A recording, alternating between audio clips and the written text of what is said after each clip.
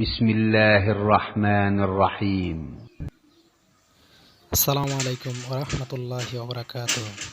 আলহামদুলিল্লাহ, সম্পূর্ণ কাঠ দিয়ে আমি একটি সিলিং ফ্যানের রিওয়াইন্ডিং মেশিন তৈরি করেছি। তো এই মেশিনের মাধ্যমে সিলিং ফ্যানের আমরা যে সমস্ত কয়েলগুলি হাত দিয়ে বেঁধে থাকি বা বাদাই করি, এই সমস্ত কয়েলগুলি এখন এই মেশিনের মাধ্যমেই আমরা বাদাই করতে পারবো।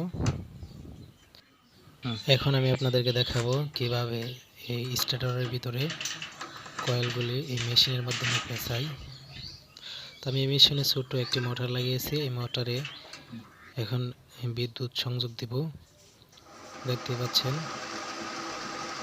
দেখুন, আমার মেশিনটি চালু হয়ে গিয়েছে এবং স্টার্টারের ভিতরে কয়েলগুলি পেঁচানো শুরু হয়ে গেছে।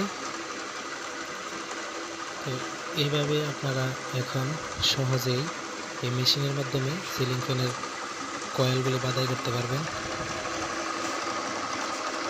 এখন আপনারা হয়তো বলবেন যে এটাতে কাউন্ট করবে কিনা। কাউন্ট করার জন্য আমি এটাকে পরবর্তীতে মডিফাই করব এবং কাউন্ট করার জন্য যে ডিজিটাল ডিসপ্লে অথবা কাউন্ট মেশিন রয়েছে সেটা এটার সাথে অ্যাড করে নিলেই আপনার কাউন্ট হবে।